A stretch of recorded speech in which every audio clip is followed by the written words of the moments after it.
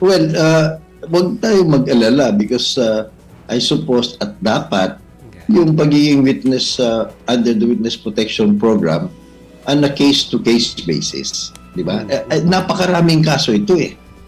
So siguro itong mga final na nila, doon sila willing mag-testify. At clarify naman nung acting secretary natin of justice natin na pag may mga ibang kaso, ibang usapan yon. So kinakailangan pa rin magpakita sila ng willingness and the capacity to be a state witness. So on a case-to-case basis ho ito. So maari, tama yung inyong math, no? Mukhang masyadong maliit yung kailang binabalik.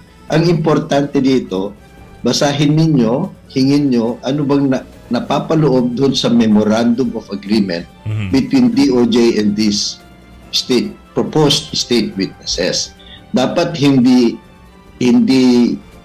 final yung amount eh. Dapat the commitment is lahat ng mga ninakaw nila na makikita later on, ibabalik nila. Open-ended. Hindi naman maganda yung ibalik yung kalahati sa kanila na yun. I don't think that's the idea or the spirit behind the Witness Protection Program. Kasi nagpakasasa na nga sila sa casino tapos mag-iwan pa tayo ng loose porsyento. change ang ibinalik. Attorney, si Chicky Vergel po ito, no?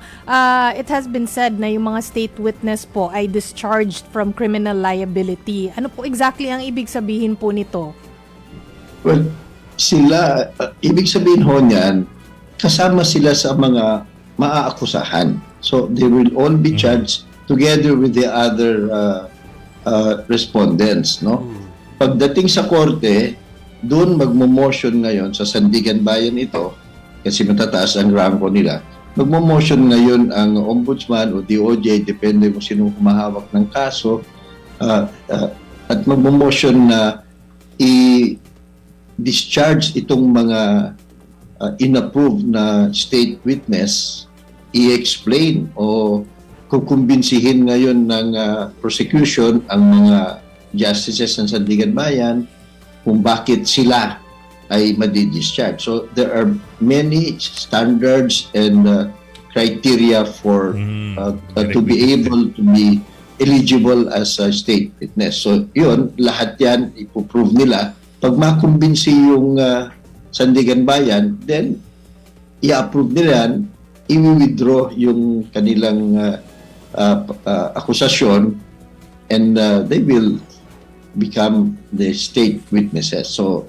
for this particular case yan, hindi ko naman lahat na ng anomalya sa buhay nila, nabura na, hindi ko ganun yan. Oo. So, kung wala pong criminal liability, ano pa pong liability ang pwedeng mapunta sa kanila or sa ano-ano pong mga paraan sila pwedeng managot pa? Well, kaya nga importante ho yung na doon pa lang sa Memorandum of Agreement, meron ng commitment or requirement for them na ibalik lahat yung mapapatunayang nanakaw o yung parte nila doon sa nanakaw. Why is that? Because under the Witness Protection Program, once na-discharge ka, hindi ka na pwedeng singilin civilly doon sa mga ninakaw mo. Kaya nga, maling-mali yung sinabi ng isang senador nung pinagpipilitan niya na hindi daw kinakailangang i-require na ibalik muna. Yung restitution.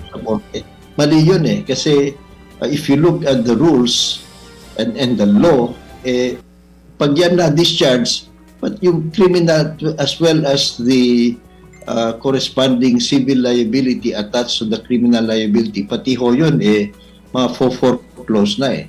Kaya nga, that's the purpose of the Memorandum of Agreement between the DOJ and the accused para meron pa ring basehan para pilitin sila o i-compel sila na ibalik lahat ng nakaw na yaman.